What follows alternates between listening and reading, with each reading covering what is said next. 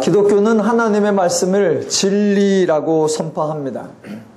인간들이 진리를 알고 있는데 그 인간들의 진리를 부정하면서 오직 하나님만이 진리다라고 배타적 주장을 하는 독선이나 교만이 아닙니다.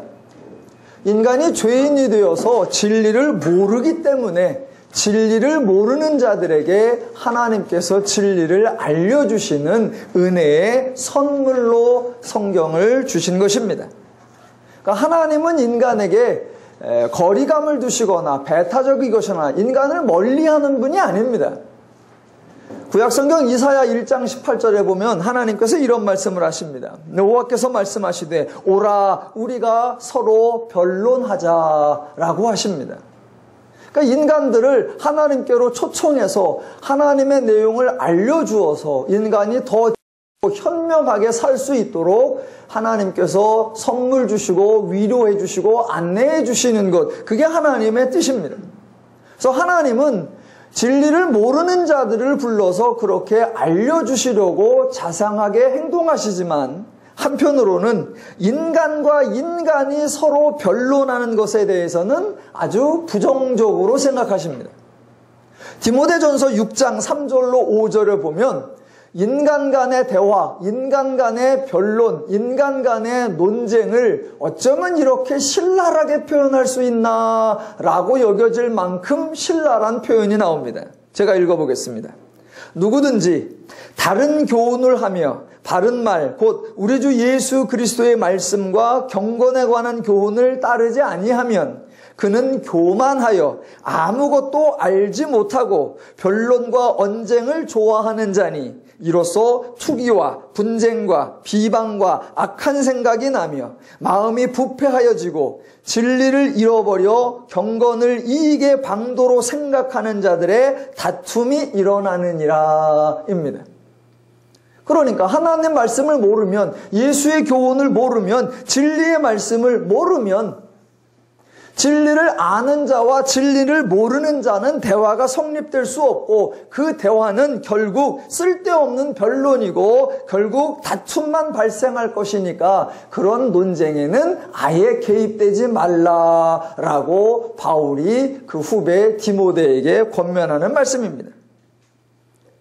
그와 같이 진리를 모르는 사람들, 하나님 말씀을 모르는 사람들, 성경의 말씀을 모르는 사람들이 만들어내는 쓸데없는 논쟁 중에 하나가 지난주부터 살펴보고 있는 사도행전 15장에 등장하는 어떻게 하면 구원을 받는가, 무엇을 하면 구원을 받는가라는 논쟁입니다.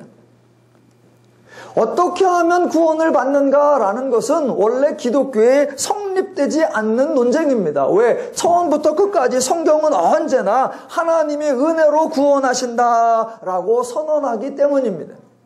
다른 어떤 방법을 제안하거나 우리에게 제시하신 적이 없습니다. 그래서 그런 논쟁이 일어났을 때 지난주에 바울이 하나님께서 하시는 이 일을 설명하는 것으로 대변하고 베드로도 하나님이 하신 이 일을 설명하는 것으로 대답을 대신했습니다. 그렇게 두 사도의 설명이 지나가고 오늘 12절부터 또 한 사람 야고보가 이제 대답을 추가하는 장면이 오늘 이어지는 것입니다. 자, 12절부터 14절을 먼저 보겠습니다. 온 무리가 가만히 있어 바나바와 바울이 하나님께서 자기들로 말미암아 이방인 중에서 행하신 표적과 기사에 관하여 말하는 것을 듣더니 말을 마침에 야고보가 대답하여 이르되 형제들아 내 말을 들으라. 하나님이 처음으로 이방인 중에서 자기 이름을 위할 백성을 취하시려고 그들을 돌보신 것을 시므온이 말하였으니. 두 사람 바울이 말한 것과 베드로가 말한 것을 다 듣고 이제 야고보가 말하는 것이 15절부터 이제 등장하는 것입니다. 자, 베드로도 자기 의견이 아니라 하나님이 하신 일, 바울도 자기 사상이 아니라 하나님이 하신 이 일을 말씀했습니다. 똑같은 방식으로 야고보도 자기 의견을 내는 것이 아니라 성경 이야기를 합니다. 그게 15절부터 18절까지입니다. 오늘 핵심 포인트입니다. 자, 읽어보겠습니다. 선지자들의 말씀이 이와 일치하도다 기록된 바 이후에 내가 돌아와서 다윗의 무너진 장막을 다시 지으며 또 그 허물어진 것을 다시 지어 일으키리니 이는 그 남은 사람들과 내 이름으로 일컬음을 받는 모든 이방인들로 주를 찾게 하려 함이라 하셨으니 즉 예로부터 이것을 알게 하시는 주의 말씀이라 함과 같으니라. 그 중에 15절에 나오는 선지자의 말씀, 즉 16절과 17절은 구약성경 아모스서 9장 11절과 12절에 나오는 말씀을 야고보가 인용한 것입니다. 그러니까 사도행전 15장 16, 17절 또는 구약 아모스 9장 11, 12절 이 본문을 선지자의 말씀을 이해하는데 저와 여러분이 두 가지를 꼭 확인해야 합니다. 첫 번째가 뭐냐? 이 말씀을 하시는 주어가 누구냐라는 것과 이 말씀이 즉 하나님께서 무엇을 하려고 하시는 거느냐라는 겁니다. 자, 두 가지 중에 첫 번째가 이 말씀을 하시는 분이 누구냐라는 건데 당연히 하나님이십니다.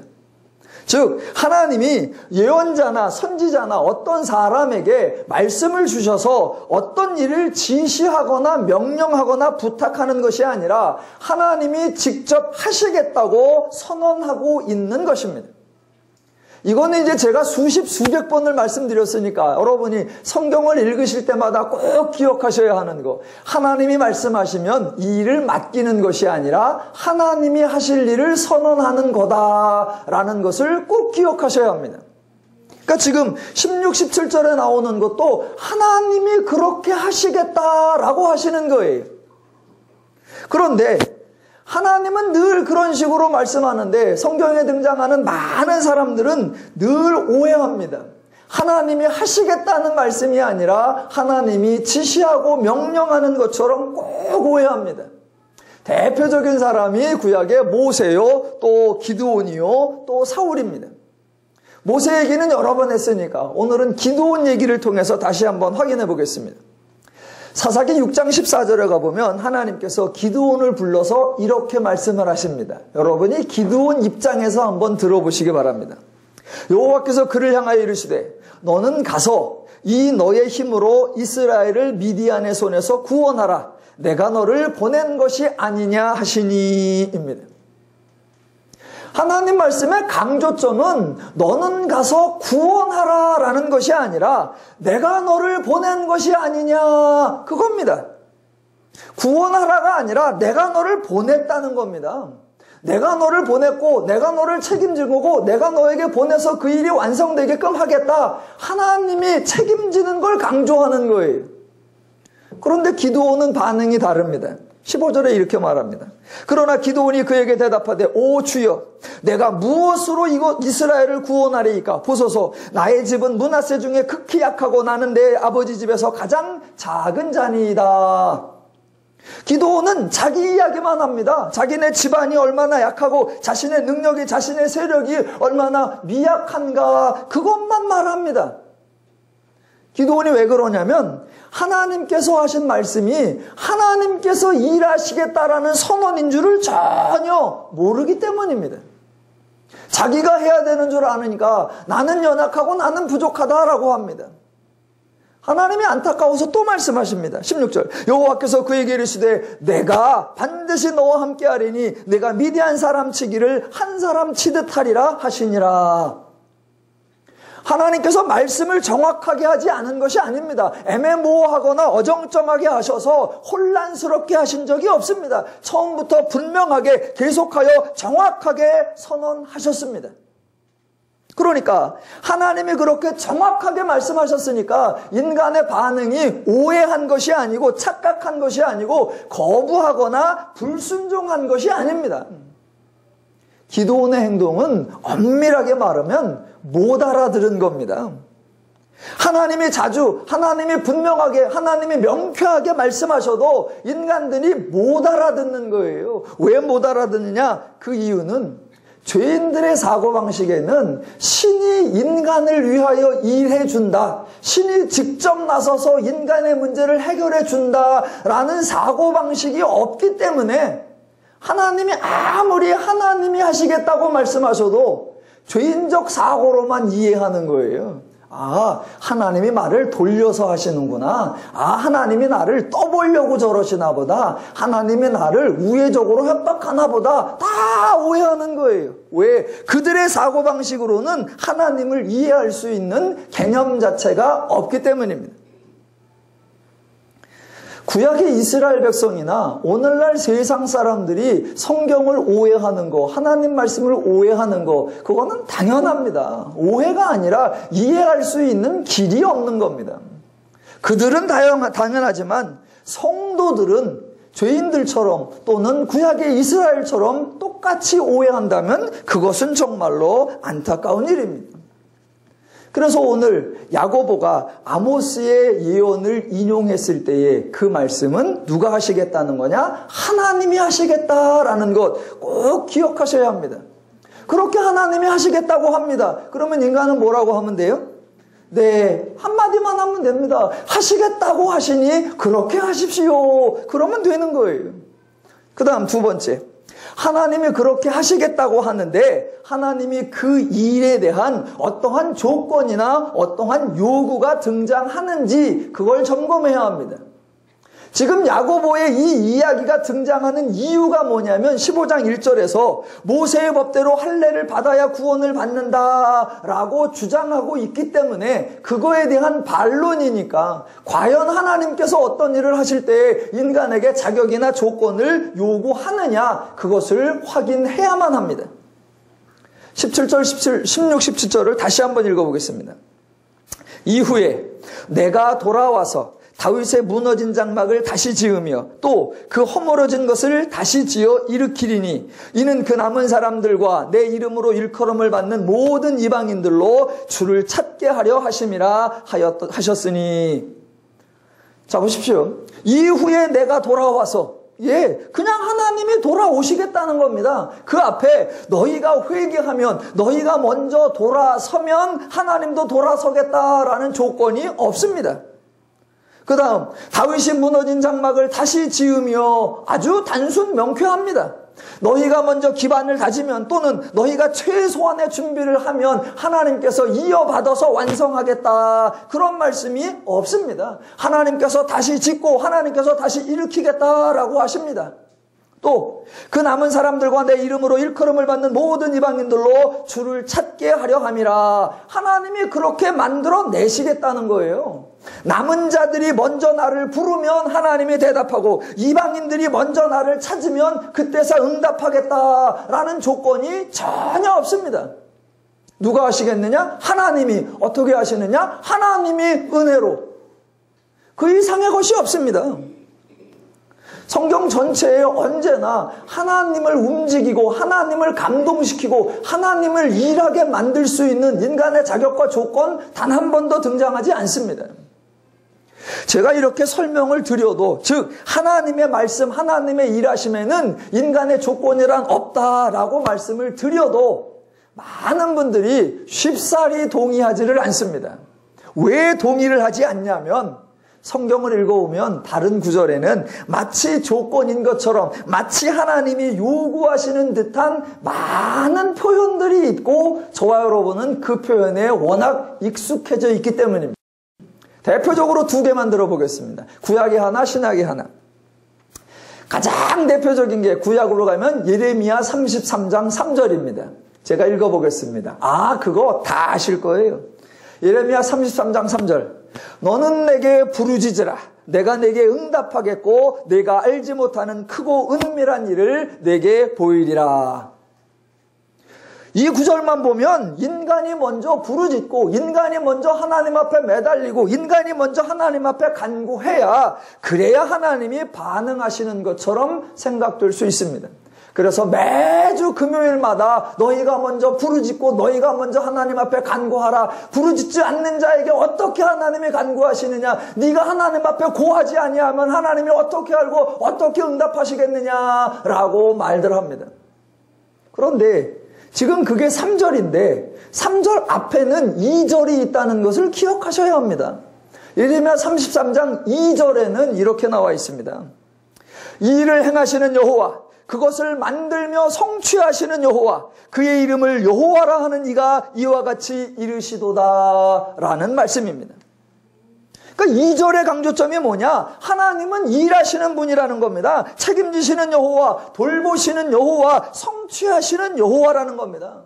여호와는 일을 하려고 하는데 너희가 부르짖기를 기다리고 있는 거냐? 아니요. 성취하려고 하는데 너희가 먼저 움직이지 않으니까 하나님도 어쩔 수 없다고 대기하고 있는 분이냐? 아니요. 정반대로 하나님이 일하신다는 겁니다. 그래서 3절의 말씀을 하시는 것도 이미 하나님께서 일을 하셨고 일을 진행하시고 일을 만들어가고 계시는 중이다라는 증거입니다. 네가 부르짖어야만 내가 응답한다는 것이 아니라 너는 나를 찾지도 않고 너는 나를 부르짖지도 않았는데 내가 먼저 예언자를 찾았고 내가 먼저 예언자를 불렀고 내가 먼저 예언자에게 말씀을 주어서 그 예언자로 하여금 너희들에게 말하고 있다. 누가 먼저 일하고 있느냐? 내가 먼저 일하고 있고 내가 먼저 진행시키고 있다라는 것, 그게 2절의 증거예요. 그러니까 하나님께서 언제나 먼저 하시는 거지 인간이 행해야 그때서 반응하시는 거 아니에요. 예레미야 33장도 3절이 중요한 게 아니라 2절을 읽고 3절로 이해가 가야 됩니다. 그거보다 더 유명한 거 신약으로 와보겠습니다. 동일한 패턴인데 동일하게 오해하는 거. 요한복음 1장 12절입니다. 요한복음 1장 12절 다 아시죠? 영접하는 자 곧 그 이름을 믿는 자들에게는 하나님의 자녀가 되는 권세를 주셨으니, 예, 그 구절만 보면 먼저 인간이 예수를 영접해야만 하나님의 자녀가 될 수 있는 것처럼 생각됩니다. 그래서 우리가 늘 너희가 먼저 영접해야 된다, 너희가 먼저 믿어야 된다, 너희가 먼저 회개해야 된다, 너희가 먼저 돌아와야 된다 수도 없이 말했었습니다. 그런데 그 유명한 12절 앞에도 말씀이 있고 뒤에도 말씀이 있다는 것을 기억하셔야 합니다. 그 앞에 보면 이렇게 나와 있습니다. 9절부터 12절이 나오기 전까지 9절부터 11절까지 이렇게 나옵니다. 참빛 곧 세상에 와서 각 사람에게 비추는 빛이 있었나니 그가 세상에 계셨으며 세상은 그로 말미암아 지은 바 되었으되 세상이 그를 알지 못하였고 자기 땅에 오매 자기 백성이 영접하지 아니하였으나입니다. 이미 밝혀져 있습니다. 어떻게요? 아무도 예수를 알지 못하였고 심지어는 자기 땅에 왔는데 자기 백성도 영접하지 아니하였다라는 겁니다. 자기 백성도 영접을 안 했는데 누가 영접하기를 기대하겠습니까? 알지도 못했다라고 하는데 알지도 못하는 사람이 알지도 못하는 예수를 어떻게 영접할 수 있습니까? 그러니까 그 앞에 이미 알지도 못하고 자기 백성도 영접하지 아니하였다라고 밝혀놨는데 이제서 12절에 와서 영접해야 하나님의 자녀가 된다라고 말이 될 수 없습니다. 그래서 그 12절의 의미가 뭔지를 설명해 주는 게 바로 13절입니다. 그래서 거꾸로 읽어와야 됩니다. 13절에 이렇게 나옵니다. 이는 혈통으로나 육정으로나 사람의 뜻으로 나지 아니하고 오직 하나님께로부터 난 자들이니라. 무슨 말이냐? 즉 하나님의 자녀가 될 수 있는 것, 즉 영접할 수 있는 것은 사람의 뜻으로 나지 아니하고 하나님으로부터 난다라는 겁니다. 영접하면 하나님의 자녀가 되는 것이 아니라 하나님이 하나님의 자녀가 되게 하고 하나님이 영접할 수 있도록 하나님이 만들어내신다는 겁니다. 그렇게 만들어내시기 위하여, 즉 인간을 구원하기 위하여 예수님이 오셨는데 그렇게 오신 예수가 이제서 인간의 반응이나 인간의 행동을 제한하고 그것을 기다리고 있다라고 하면 전혀 말이 되지 않는 겁니다. 그러니까 예수가 오셨다는 것 자체가 이미 하나님이 이미 일하시고 계시고 하나님이 먼저 역사하고 계시다는 증거입니다. 그러니까 성경에 마치 조건인 것처럼 마치 자격을 구하는 것처럼 드러나 있는 표현들 앞뒤를 잘 보시면 전혀 그렇지 않다는 것을 명확히 알 수 있습니다. 지금 사도행전 15장에 쟁점이 뭐냐면 1절인데 1절이 참 어이없는 주장입니다. 너희가 모세의 법대로 할례를 받지 아니하면 능히 구원을 받지 못하리라. 예, 이런 얘기는 없어요. 이에 대하여 바울이 이미 대답했고 베드로도 이미 대답했고 지금 12절 이하부터 야고보가 대답을 하고 있는 중입니다. 그 대답 단순하게 했습니다. 베드로, 자신의 의견을 제시하는 것이 아니라 하나님이 구원하셨다는 얘기. 바울, 자신의 사상이나 철학을 말하는 것이 아니라 하나님이 구원하셨다는 얘기. 지금 야고보, 자신의 개념을 말하는 것이 아니라 구약의 선지자의 말씀을 통해 바울이나 베드로의 설명이 새로운 것이 아니라 성경의 원래부터 구약의 선지자가 선포하던 것부터 똑같은 말씀이다 라고 증명해 주고 있는 것입니다.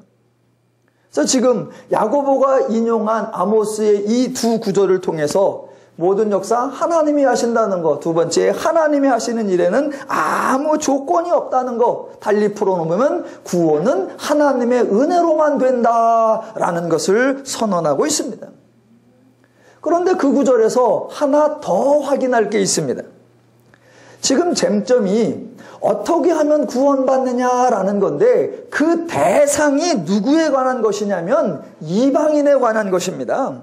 즉 이방인의 구원에 관한 것, 그것이 지금 논쟁점입니다. 이 논쟁이 발생한 지역이 예루살렘이나 이스라엘 지역이 아니라 이방 지역이고 그곳에 모인 성도들이 주로 이방인들입니다. 그렇게 이방 지역에 이방 출신 성도들이 모여 있을 때에 유대로부터 온 사람들이 이방인도 모세의 법대로 할례를 받아야 한다라고 억지를 부리고 있는 겁니다. 그래서 이방인의 구원에 관심이 모아지고 있기 때문에 베드로나 바울의 대답도 모두 어디에 초점이 모아지고 있느냐? 방법론적으로는 은혜다라는 거고 대상으로는 이방인에 대해서예요. 그래서 바울이 설명할 때 보시면 바울이 선교했을 때 이방인도 돌아오고 유대인도 돌아왔습니다. 그런데 설명을 어떻게 하느냐? 15장 3절.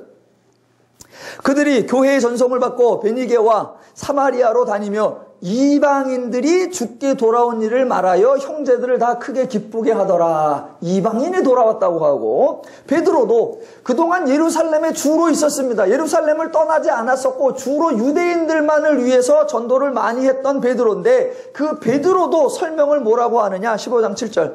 형제들아, 중간에 보시면 형제들아 너희도 알거니와 하나님이 이방인들로 내 입에서 복음의 말씀을 들어 믿게 하시려고 라고 나옵니다. 그러니까 모든 대화의 초점이 이방인을 쟁점으로 하니까 베드로나 바울도 이방인에 대해서 얘기합니다. 야고보도 똑같습니다. 지금 15장 16절 17절이 구약성경 아모스서 9장 11절 12절을 인용해 온 건데 지금 17절에 나오는 말씀이 구약 아모스 성경에는 없어요. 그거를 야고보가 지금 사도행전에서 해설을 추가한 거예요. 그 추가가 이렇게 나오는 겁니다. 17절. 이는 그 남은 사람들과 내 이름으로 일컬음을 받는 모든 이방인들로 주를 찾게 하려 함이라. 그래서 15장 1절부터 지금까지 나오는 논쟁, 이방인의 구원, 이방인이 어떻게 하면 구원받느냐라는 논쟁에 정답이 이렇게 나오는 겁니다. 누가 구원하신다? 하나님이. 어떻게 구원하신다? 은혜로 구원하신다. 누구를 구원하신다? 우리와 같이 이방인도 구원하신다. 이렇게 가는 겁니다. 근데 이 논쟁이 참 재미난 게요. 자, 1절에 유대로부터 온 논쟁자들이 자기 주장의 근거로 나온 게 뭐냐면 모세의 법대로 하자라는 거였습니다. 여러분, 논쟁을 이렇게 시작하면 대응하기가 참 까다롭습니다. 왜냐하면 모세의 법대로 하자라고 하는데 만약 반대하면 모세의 법대로 안 하자는 거냐, 모세의 법을 거부하자는 거냐라고 하는 얘기가 되니까 참 이렇게 시작을 하면 대응하기가 힘듭니다. 그래서 한쪽에서 모세의 법을 들고 나오니까 대답의 결론에 야고보가 뭐를 들고 나가면 선지자의 말씀을 들고 나갑니다. 그러니까 한쪽에서 모세의 법을 들고 나오고 한쪽에서는 선지자의 말씀을 들고 나갑니다. 그래서 말씀을 들고 나올 때 왜곡된 말씀이 들고 나가면 바르게 이해된 말씀을 들고 나가서 말씀으로 말씀을 이해하여 논쟁이 끝나게 하는 거, 그게 논쟁 해결 방식입니다. 자, 그러면 조금만 더 나가 보겠습니다. 사람들이 구원받는 방법에 대하여 지난주에 제가 설명드리기를 기독교에 이런 논쟁은 없다 그랬습니다. 왜? 성경 전체에서 어떻게 구원받는지 하나님의 방법을 제안한 적이 없기 때문에 기독교는 이런 얘기가 나올 게 없습니다. 그런데 복음서에서 유대인들이 자꾸 이런 질문을 했었고 사도행전에서도 이런 질문을 하고 오늘날 교회에서도 계속하여 이런 이야기를 합니다. 왜 이런 논쟁이 자꾸 나오냐면 율법의 의미를 오해하기 때문입니다. 원칙적으로 많은 사람들이 어떻게 구원받느냐? 하나님의 은혜로 구원받는다. 예, 다 동의합니다. 그거 반대하는 사람은 없습니다. 그런데 하나님의 은혜로 구원받는다. 그거를 다른 표현으로 하면 율법을 행하는 것과는 구원이 아무 상관이 없다. 이렇게 강조를 하면 마치 율법의 의미를 부정하는 것 같고 그렇게 율법이 구원받는 것과 상관이 없다라고 말을 해버리면 성도들의 삶이 방종으로 이어지는 거 아니냐라는 걱정을 하기 때문에 율법을 놓지를 못하는 겁니다. 은혜로 구원받는다는 건 다 동의해요. 그걸 거부하는 사람은 없습니다. 그런데 은혜로 구원받지만 율법을 놓지를 못하는 거예요. 왜? 이거를 놓았다가는 율법의 의미를 거부하거나 성도들에게 율법을 지키라는 걸 강조 안 하면 저들이 지멋대로 살면 어떻게 저들을 관리할 거냐라는 그 걱정 때문에 그렇습니다. 그런데 그게 바로 쓸데없는 걱정이요, 어이없는 걱정이고 율법의 의미를 오해하는 것입니다. 지금 사도행전 15장에서 사도들은 은혜로 구원받는다는 것을 강조하지만 결코 율법을 받습니다. 사도들이 거부하는 것은 율법대로 행해야 구원받는다라는 유대교적 사고방식을 거부하는 것이지 결코 하나님이 주신 율법을 거부하는 게 아닙니다. 자, 율법에 대해서 조금만 더 설명을 해볼게요. 율법을 누가 주셨느냐? 하나님이 주셨습니다. 언제 주셨느냐? 출애굽기 20장에서 주셨습니다. 즉 이스라엘이 애굽에서 출애굽한 후, 다른 표현으로 이스라엘이 하나님의 백성, 하나님의 자녀가 된 후, 이스라엘이 출애굽의 과정과 광야의 여정을 지나가면서 하나님에 대하여 배운 후에 율법을 주셨습니다. 그 율법을 주시면서도 율법을 받는 순간부터 율법을 지키라라고 하신 것이 아니라 출애굽기 20장에서 애굽에서 나온 지 불과 서너 달밖에 되지 않은 그때의 율법을 주셨지만 지키기는 언제 지키냐면 앞으로 40년이 더 지나가서 가나안 땅에 도착하면, 즉 하나님의 약속이 성취되고 너희가 하나님에 대하여 적어도 40년 이상 충분히 배우고 난 후에 그때의 율법을 지키라라고 말씀하셨습니다. 오해하시면 안 됩니다. 아, 율법을 받았어도 가나안에 도착하기 전까지는 절대로 율법을 지키면 안 되는구나. 그런 얘기가 아니라 정반대로 너희가 하나님을 알고 하나님을 배우고 하나님에 대하여 이해해야 한다. 만약 하나님을 알지 못하면 율법은 너희가 지킬 힘도 없고 너희가 지킬 능력도 없는 것이다. 율법을 지키는 것이 먼저가 아니라 하나님을 알아야 율법을 지킬 수 있다라는 겁니다. 율법을 지키는 것이 수단과 조건이 아니라 너희가 만약 율법을 지키게 된다면 율법을 지키는 것이 너희의 신앙의 열매요, 너희의 신앙의 결과다라는 겁니다. 율법대로 행하면 하나님을 배울 수 있는 것이 아니라 도리어 하나님의 은혜로 하나님을 배우게 되면 그제서야 하나님의 율법대로 내가 행할 수 있다라는 겁니다.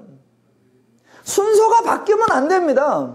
그게 너무나 당연한 거예요. 왜냐하면 율법은 하나님이 주신 것이기에 율법에는 하나님의 뜻, 하나님의 마음, 하나님의 원리, 하나님의 방법이 들어있단 말입니다. 그런데 하나님의 뜻이 결집되어 있는 그 율법을 그 당사자가 하나님의 마음과 뜻과 원리와 방법을 모른다면 어떻게 하나님의 뜻을 지킬 수 있습니까?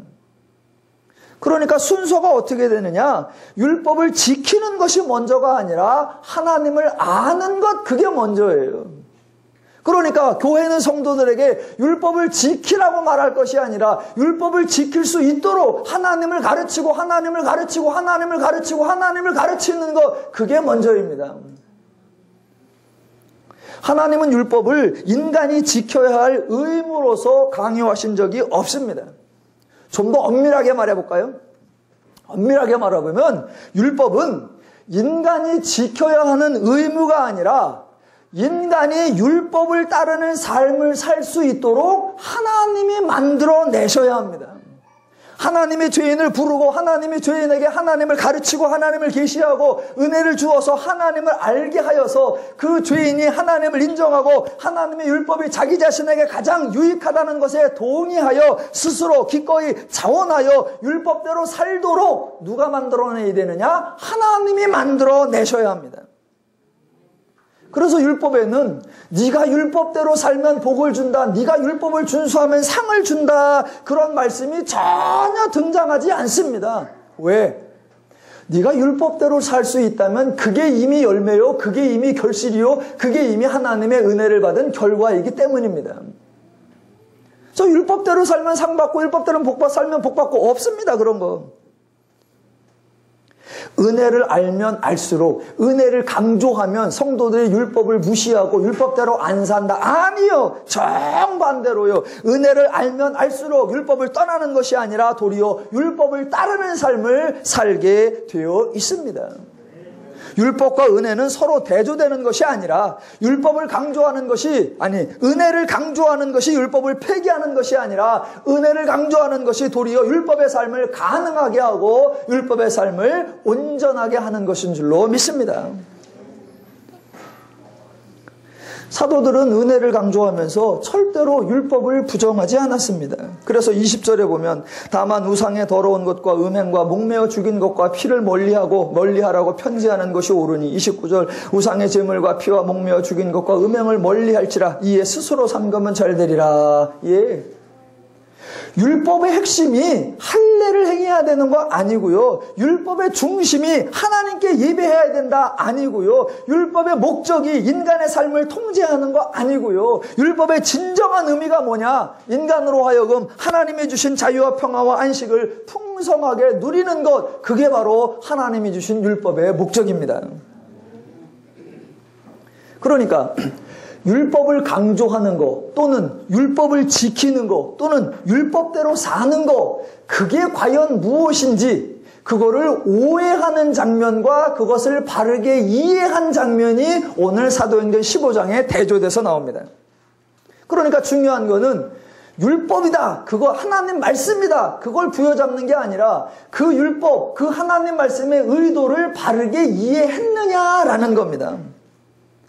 하나님 말씀을 오해한 사람들이 모세의 법대로 하자라고 했던 15장 1절에 나오는 사람들입니다. 그들이 말하는 대로 하니까, 하나님 법대로 하자고 하니까, 즉 하나님 말씀을 오해하니까 죄의 원리가 작동하고, 그 죄의 원리가 작동하는 곳에 뭐가 등장하느냐? 죄의 결과가 등장합니다. 그래서 7절, 2절에 다툼과 변론이 등장하고 7절에 또 변론이 등장합니다.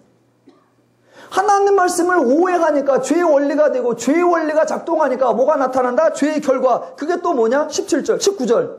그러므로 내 의견에는 이방인 중에서 하나님께 돌아오는 자들을 괴롭게 하지 말고, 하나님의 말씀을 오해하니까 그 말씀을 갖고 사람들을 괴롭게 하더란 말입니다. 21절 들은즉 우리 가운데서 어떤 사람들이 우리의 지시도 없이 나가서 말로 너희를 괴롭게 하고 마음을 혼란케 한다 하기로. 예.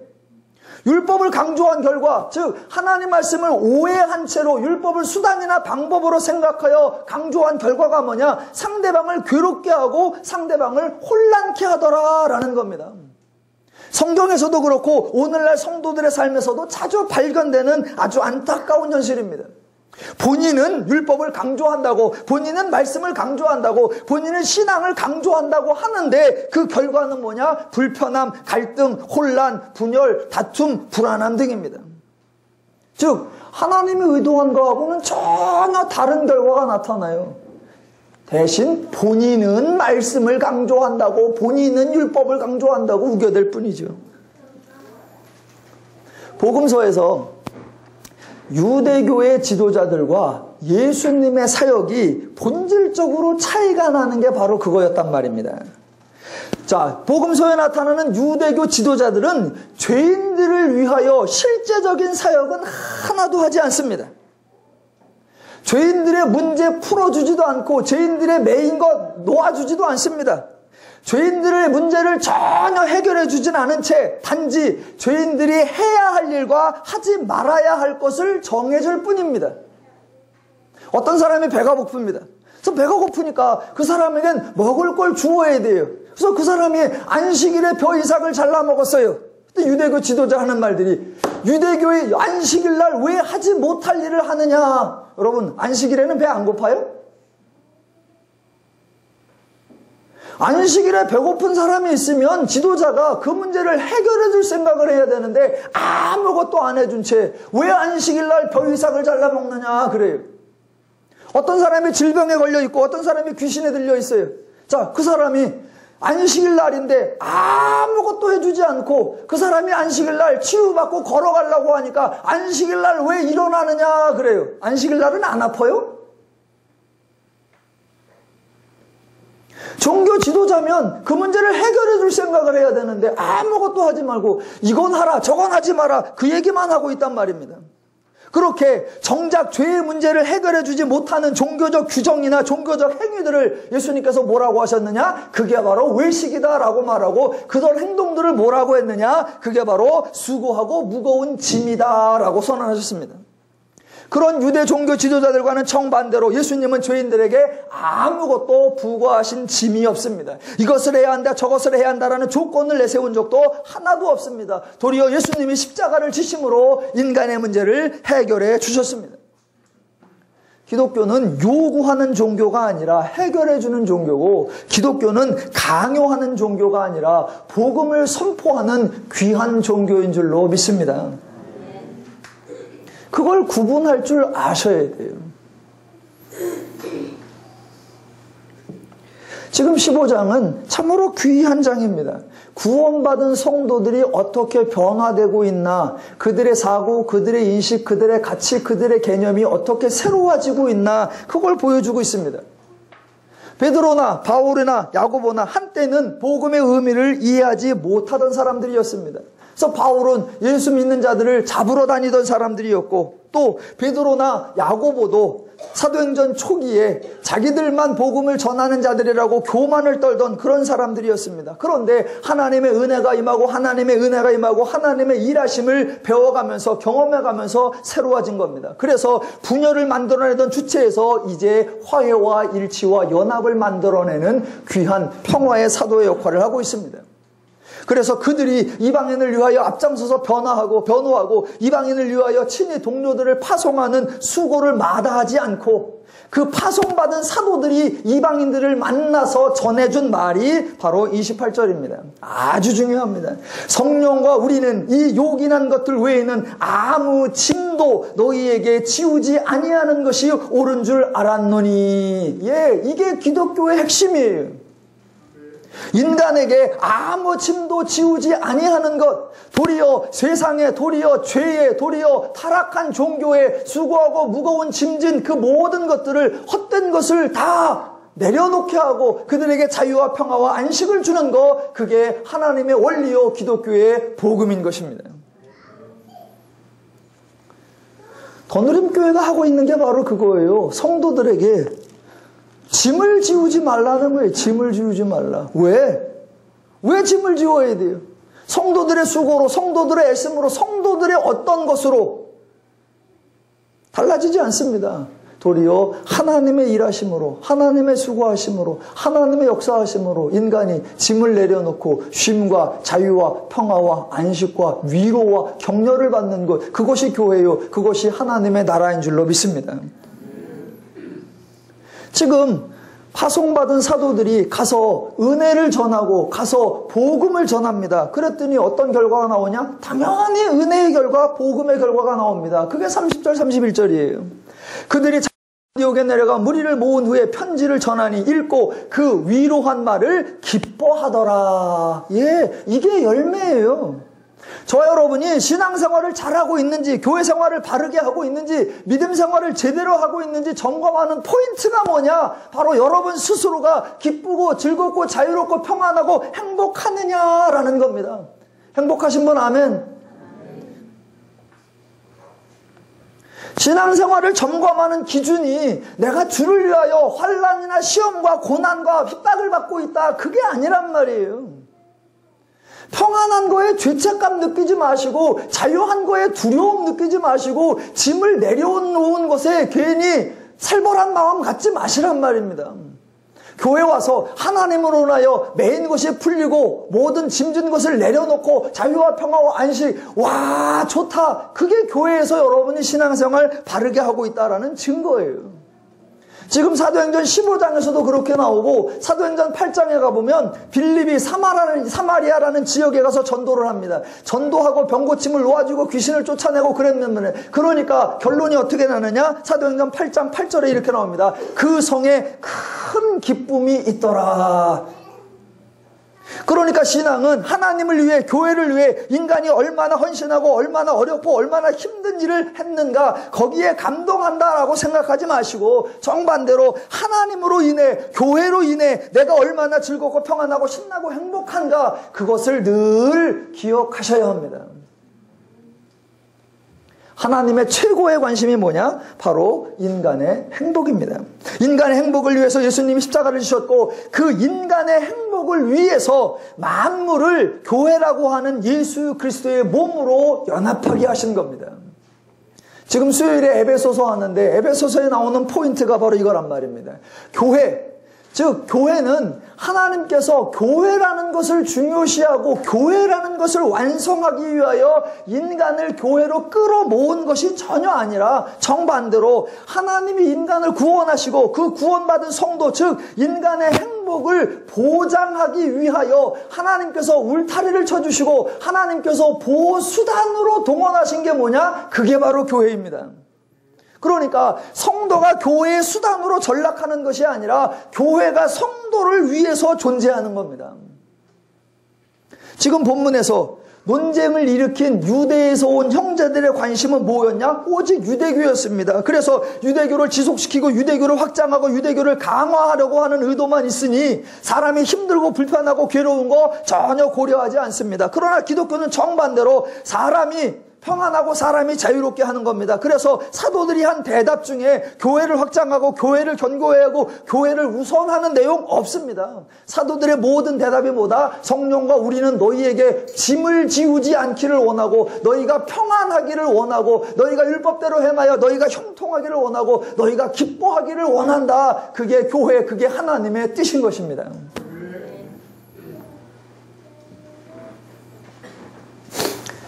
지금 사도행전 15장에 교회 내에서 갈등이 생겼습니다. 교회 내에서 분쟁이 생겼습니다. 사람 있는 곳에 갈등과 분쟁이 당연히 있지요. 그런데 그 중요한 것은 분쟁과 갈등을 어떻게 치유해 나가고 어떻게 해결해 나가는지 그 성경적 방식을 배우는 거예요. 세상 사람들 생각으로 가면 갈등과 분쟁이 있다. 그러면 왜 그런 게 생기느냐? 첫 번째 원인이 그거죠. 서로 의견이 다르기 때문이다. 흔히 말하는 소통의 부재다라고 말합니다. 그래서 갈등과 분쟁이 생기면 제일 먼저 하는 게 뭐예요? 같이 일단 모여서 대화를 하자. 일단 의견을 하자. 머리를 맞대고 서로 속내를 이야기하여 의견을 조율하고 합의하자라고 말합니다. 예, 세상은 그렇게 하는 거예요. 세상은. 그러나 기독교는 전혀 다릅니다. 기독교에서 만약 분쟁과 갈등과 다툼이 일어나면 그 이유가 뭐라고 생각하느냐? 소통의 부재, 의사소통이 안 돼서? 아니요. 기독교에서 분쟁이 일어난다. 그 이유는 진리를 모르기 때문이다 라고 하는 거예요. 그래서 분쟁이 나고 갈등이 일어나면 대화하고 소통하는 것이 아니라 모두가 말씀 앞에 무릎을 꿇고 말씀을 읽고 말씀을 배우는 겁니다. 죄인들의 의견을 규합하는 거 아니고 다수의 의견을 따르는 거 아니라 하나님 말씀을 듣고 하나님을 따르는 거, 그게 기독교의 방식입니다. 그런데 교회도 아무리 그런 마음을 갖고 있어도 일단 갈등이 생기면 하나님 말씀이 들어오지 않죠. 서로 자기의 주장을 내세우고 서로 자기가 알고 있는 성경 구절을 동원해가면서 자기 목소리가 옳다라고 주장을 하게 됩니다. 그것 자체가 모두가 진리를 너무나 모르고 진리의 방법이나 진리의 역할을 아직 잘 모르고 있다라고 성경은 안타까워합니다. 자, 마지막으로 진리가 뭐고 진리를 안다는 것이 어떻게 행동하는 거냐라는 걸 잘 이해하셔야 됩니다. 진리는 다른 사람을 정죄하는 것이 아니고 다른 사람의 잘못되는 것을 까발리는 게 절대로 아니라고 했습니다. 자, 진리를 아는 자와 진리를 모르는 자가 서로 분쟁하면 해결이 될까요? 안 될까요? 정답은 해결이 됩니다. 진리를 아는 자와 진리를 모르는 자가 갈등이 생기고 논쟁이 생기면 해결이 됩니다. 어떻게 해결이 되느냐? 진리를 아는 사람이 져주는 것으로 해결이 됩니다. 그것을 타협이라고 말하지 아니하고 그것을 성숙이라고 합니다. 그런데 우리는 진리를 알면 아는 사람이니까 옳은 사람이니까 이겨야 하는 게 당연하다고 생각합니다. 아니요. 아는 자와 모르는 자가 싸우면 언제나 모르는 자가 이기는 겁니다. 어떻게? 아는 자가 져주기 때문에. 그 아는 자가 져줄 수 있는 것, 그걸 뭐라고 하느냐? 성숙이라고 하고 그걸 진리의 역할이라고 해요. 잘 보세요. 기독교 핵심 가치가 사랑인데, 사랑 그러면 여러분 제일 먼저 떠오르는 게 고린도전서 13장입니다. 그런데 고린도전서 13장이 사랑장인데 왜 고린도전서에서 사랑이 강조되느냐? 고린도 교회가 워낙 분열과 갈등과 다툼이 많았던 교회이기 때문에 그래요. 그래서 그 교회에 사랑이 강조되는데, 자, 사랑을 고린도전서 13장에서 소개하는데 어떻게 소개하는지를 잘 들어보십시오. 자, 사랑의 가치가 어떻게 등장하느냐? 모두가 분열을 감당하는 것, 분열을 치료하는 것으로 등장해요. 제가 4절부터 읽어볼게요. 다 아는 구절이지만 지금 고린도 교회에 분열과 갈등이 충만해져 있다. 그때의 사랑을 강조하면 사랑을 아는 자, 사랑을 행하는 자가 어떻게 행동하는 건가 들어보십시오. 사랑은 오래 참고, 사랑은 온유하며, 사랑은 시기하지 아니하며, 사랑은 자랑하지 아니하며, 교만하지 아니하며, 무례히 행하지 아니하며, 자기의 유익을 구하지 아니하며, 성내지 아니하며, 악한 것을 생각하지 아니하며, 불의를 기뻐하지 아니하며, 진리와 함께하고, 모든 것을 참으며, 모든 것을 믿으며, 모든 것을 바라며, 모든 것을 견디느니라. 그냥 사랑의 정의라고 듣지 마시고 갈등의 현장, 분열의 현장, 다툼의 현장에서 사랑이 하는 일이 뭔지를 생각해 보시란 말입니다. 여러분, 분열, 다툼, 갈등의 현장에 필수적으로 등장하는 게 뭡니까? 갈등, 분열, 다툼의 현장에 필수적으로 등장하는 거, 참지 못하는 거, 온유하지 않은 거, 자신이 옳다고 자랑하고 주장하는 거, 무례히 행하는 거, 거기가 갈등이 있는 곳에 언제나 그게 있는 거예요. 왜 못 참습니까? 자기가 옳으니까. 왜 견디지 못습니까? 자기가 옳으니까. 옳은 사람이 왜 견뎌야 하고, 옳은 사람이 왜 당해야 하고, 옳은 사람이 왜 져야 하느냐라고 생각합니다. 근데 성경은 정반대로 말하는 겁니다. 옳으니까, 네가 성도니까, 네가 진리니까, 네가 지혜가 있으니까, 옳으니까 참고, 사랑이니까 견디고, 옳으니까 온유하고, 옳으니까 져줄 수 있다라고요. 진리나 사랑은 논쟁에서 승리함으로 입증되는 것이 아니라 그 갈등을 봉합하고 그 분열을 하나됨을 깨지 않는 것, 그것으로 사랑과 진리가 증명되는 겁니다. 교회들이 다 바보 같은 싸움을 한단 말입니다. 바보 같은 싸움이에요. 논리에 이겼어. 정당성에서 이겼어. 그런데 깨졌어. 아무 의미가 없어요.